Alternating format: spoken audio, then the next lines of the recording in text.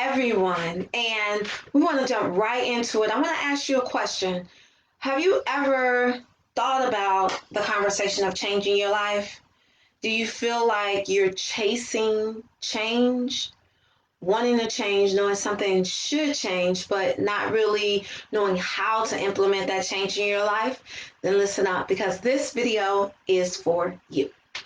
So, hello everyone and welcome. I am Dr. Tanya Biglow, your CODA coach, and today we're going to talk about chasing change and how to move past being stuck. I know for myself, there have been plenty of times where I felt stuck in a certain place. I knew that there was a place where I wanted to go, but I felt like my feet were in cement. And anytime I tried to make a step, it was like the weight of the cement just continued to hold me down. And I want to talk about the aspect of feeling weighted down, but then also what you can do to break up that perceived concrete so you can move past stuck and get into results oriented action. So let's move forward. So if you're chasing change, the reality is you are stuck. Like, you're not moving. There's nothing going on. There's no momentum going. But what we're challenging here is the reason why you're not moving. That in of itself is questionable. So what I know from my studies is that the human person is designed to change. Yes, we are designed to move past stuff. We're designed to go from where we are to where we want to be. We're designed to move into a different realm of possibility. You can see that from a baby. Most of us are now older, but we did not always live in the perceived body, the physical body that we have now. The mindset, the person, the soul, the psyche, we are who we are, but the physical aspect of us started off as this itty bitty seed, for one, and then it grew from a baby to an infant to a toddler and throughout all of the stages of life. And if we look at the conversation scientifically, neuroscience proves that our brains are designed to change. So we look at medicine.net. They provide a definition for neuroplasticity. And so neuroplasticity is the brain's ability to reorganize itself by forming new neural connections throughout life. Now, you do not have to have some trauma to the brain in order for this neuroplasticity to actually happen. It's going on whether you like it or not. So the question is, are you going to change on purpose, or are you going to allow the synapses in your brains to remain? Again, another concept of chasing change or remaining stuck. So one thing that I've also learned is that adults learn differently than children. Well, maybe and maybe not. Because as a child, we learn through social interactions. You learn from playing and enacting. And the overall sense is you learn from doing. Now, the difference from adult learning and child learning is that children don't have necessarily a frame of reference to go by. Like, they don't have the pain of loss, the pain of hurt, the pain of sadness, and being held down, or perceivably being held down from doing something. They believe that they can do everything. While adults throughout their life have already had those experiences of failure.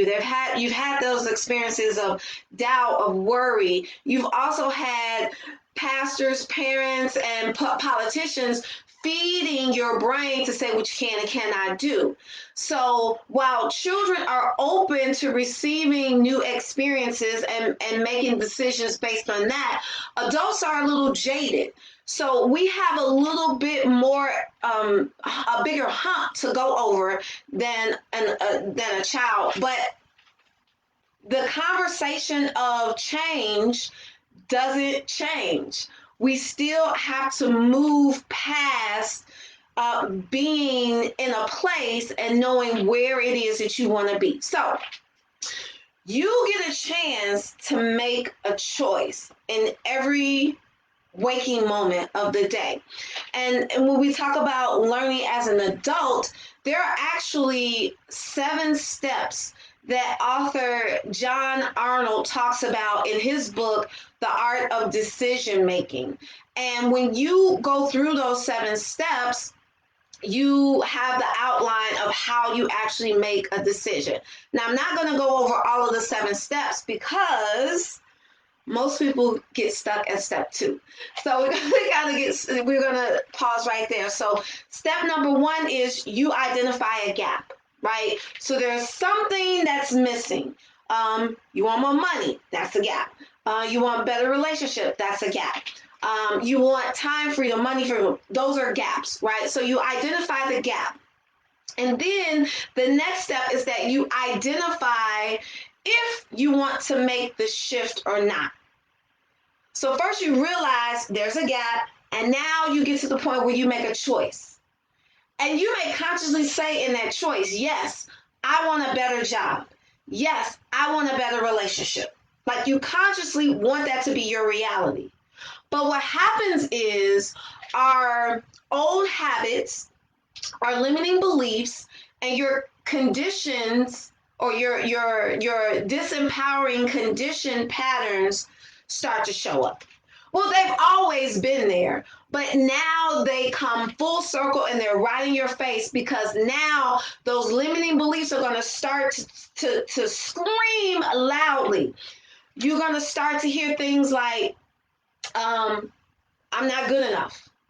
You're going to hear things like, I'm not smart enough. You're going to start to think about things like, I'm not pretty enough. Whatever those limiting beliefs are, and that's just a small subset, right?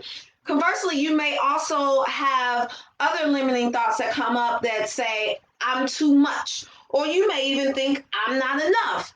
These are phrases that plague your mental psyche and cause you to abandon your empowering choice to change, causing you to chase the concept of change.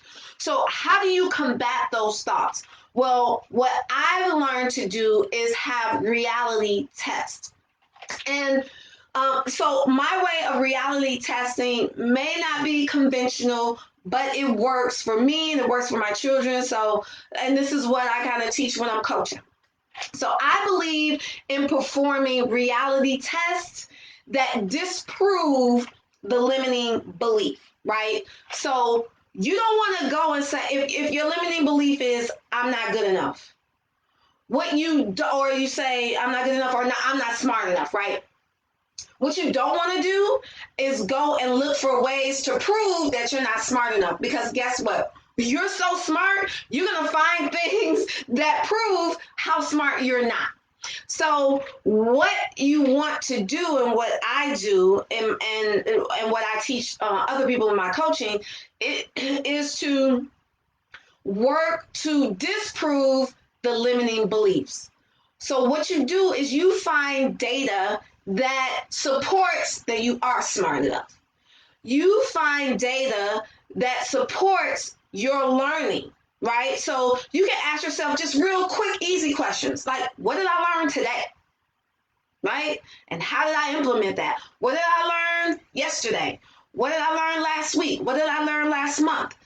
And what did you learn throughout your entire life? But focusing on the positive aspect of the negative belief will help you disprove that and start to build the belief that you want. Now, this conversation is not for people who want to embrace and marry, you're not good enough. Those people who want to live with the limiting beliefs that you're not good enough, you're not smart enough, you're not capable, this conversation is not for you. This is for people who are chasing change and seeking to release that so they can actually move past stuck and get into results-oriented action.